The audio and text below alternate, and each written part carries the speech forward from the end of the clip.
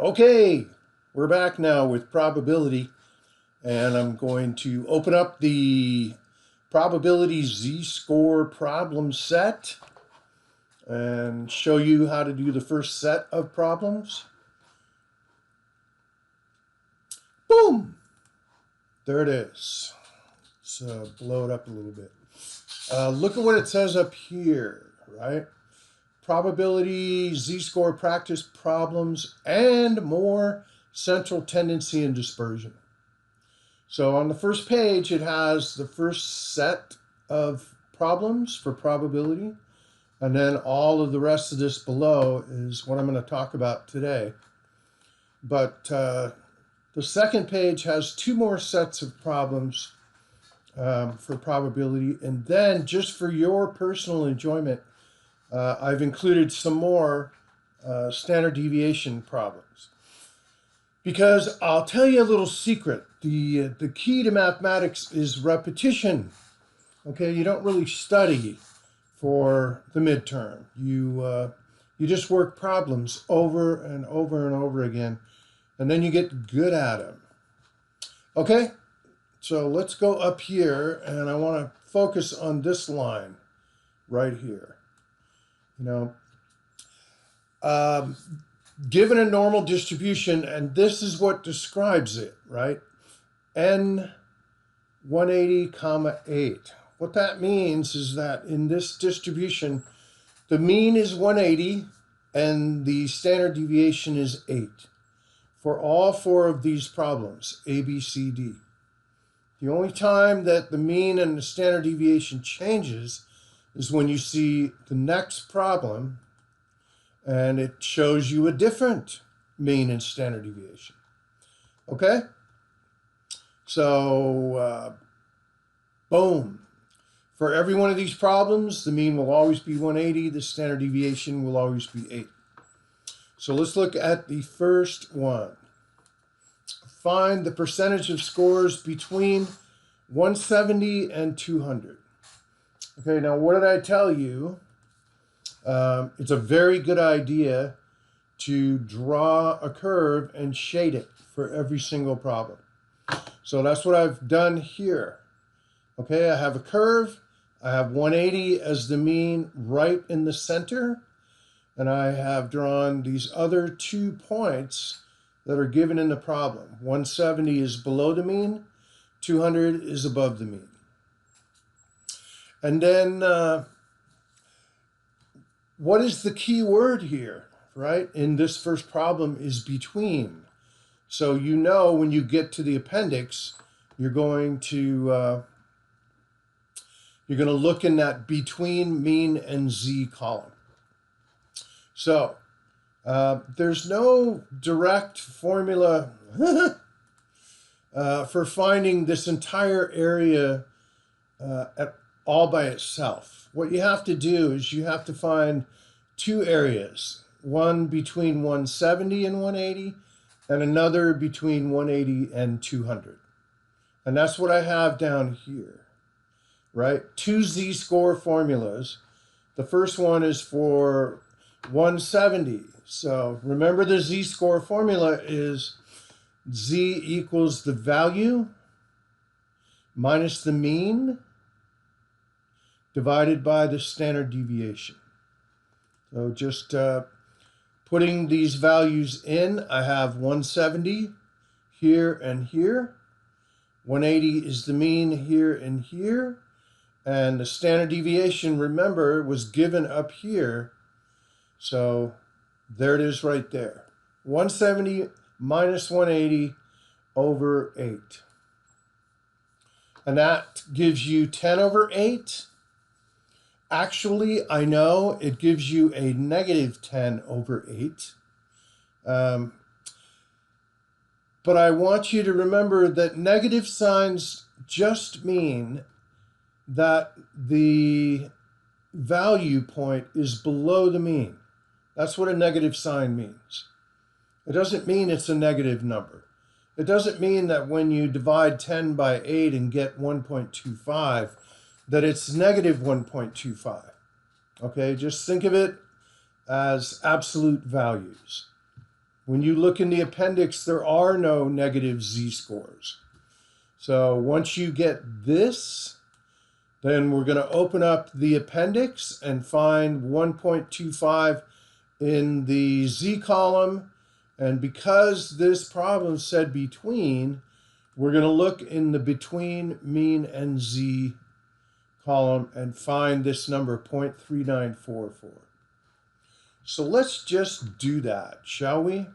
I'm going to go back to the class and click on this appendix. And there it is.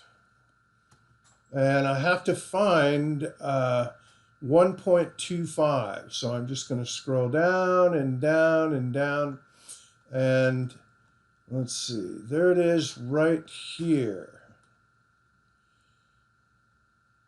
And remember, it was a between problem. So once I find 1.25, I'm going to go all the way over to the right, because that's the column for the proportion between mean and z. And that's where I got my answer of 3944. Okay? So that's for the point or the value of 170. And we have to do another z-score formula for 200. So 200 minus 180 over 8, that's 20 over 8. And what that gives you is 2.5. But what I want you to do is put a 0 on the end of that. Make it 2.550, because it's easiest to find 2.50 in the appendix. And when I look in the z column for 2.50, I'm going to find in that last d column 0.4938. So let's go find that thing. Okay, I'm going to scroll down and down and down. And here is 2.50 in the z column. And remember, this is a between problem. That's the easiest one. It tells me automatically that I'm going to look in this column D for the corresponding value, which is 0.4938. And there it is right there. So I solved for both z-scores. I found the corresponding values for both z-scores. And what do I have to do, right? I need this entire shaded area. So I'm going to add these scores together and get the answer. So 3944 plus 4938 gives you approximately, and close enough, is 0.8882. And that is the answer for the first question A. Okay, the next one just says, find the percentage of scores above 180. Now, this is an easy, tricky problem, right? Remember what we said about this normal curve. The baseline is worth 100%, and each half is equal to each other. So if I want the percentage of scores above 180, I'm asking for the top half of the curve, which is equal to 50%, or in z-score language, 0.5000. You don't even have to do any math to get this. All you have to remember is if a problem is asking for the percentage of scores above or below the same number that the mean is, right? Then the answer is always 0.5000 or 50%. Okay? The third one asks for the percentage of scores between 164 and 180, right? There's our magic word again. So we automatically know which column we're going to be looking at when we get the z-score. Between 164 and 180. And here I've drawn the curve. I have 180 in the middle, 164 below it, and I have shaded that part of the curve, so it just reinforces the fact that what I'm trying to solve for lies between 164 and 180. Okay? So, z-score formula. Z equals the value minus the mean divided by the standard deviation. So 164 minus 180 divided by 8 equals 16 divided by 8. And yes, I know it equals negative 16 divided by 8. And that equals negative 2. But just think of it again as absolute values. Just treat it as a positive number. And when you get 2, just like we did up here with 2.50, when you get 2, just put 0.00 after it. It'll just be easier for you to find it in the appendix. Okay, so we're going to look in the appendix for 2.00.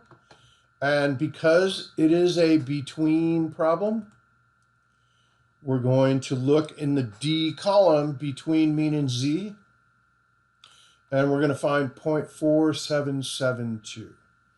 Okay, so let's go to the appendix, and we'll look for 2.00, which is up here. Hey, there it is, in the Z column. Remember, you calculated a z-score, so you're going to find 2.00 in the z column. Go all the way across to the right. And remember, it's a between problem.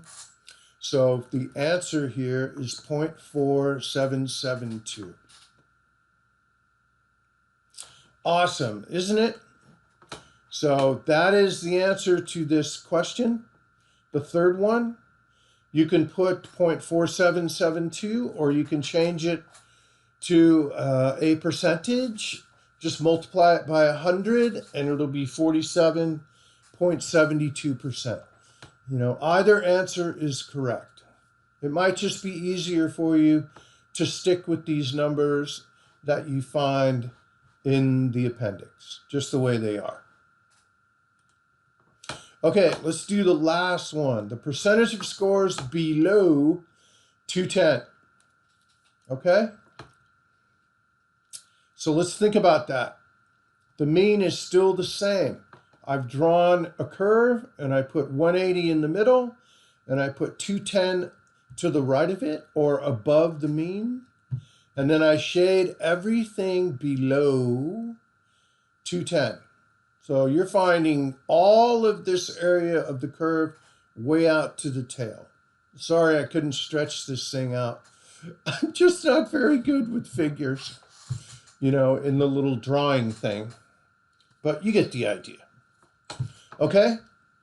So here we go.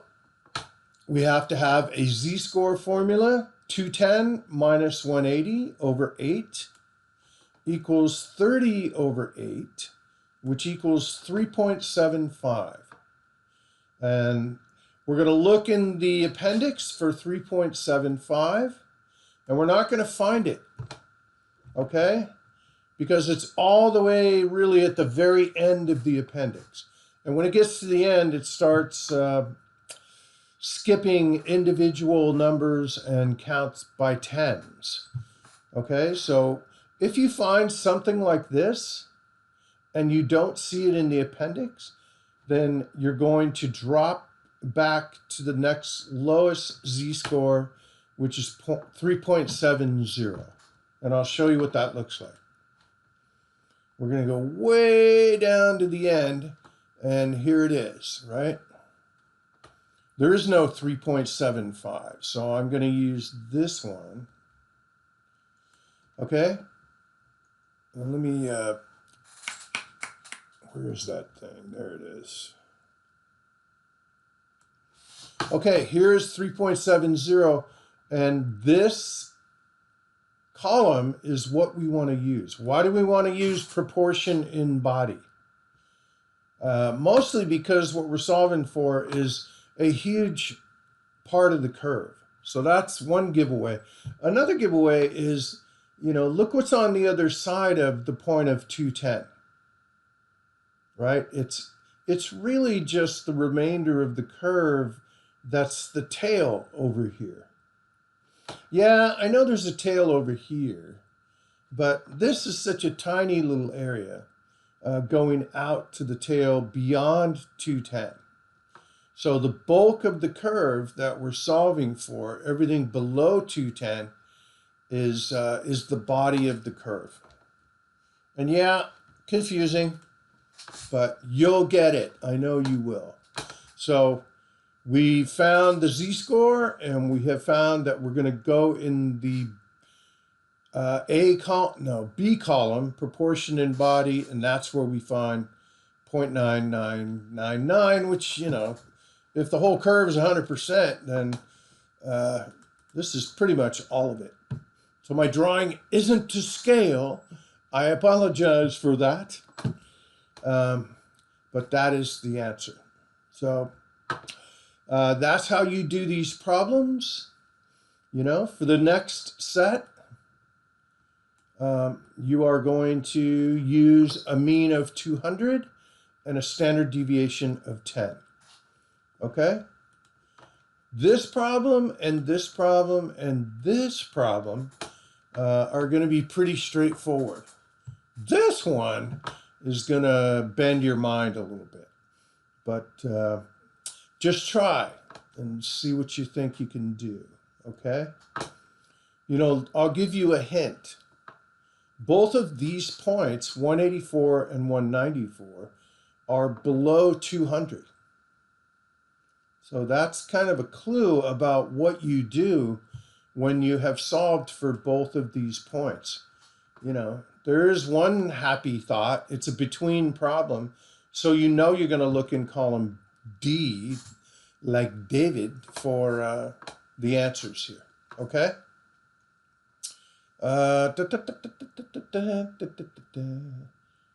And there's another one of those in the third problem, where both of the points or the values are above the mean. So it's kind of the same thing. If you figure out how to do this one, then you'll know how to do the other one. Okay? Always good to press you into thinking and using your minds. That's what actually going to college is all about. Believe it or not.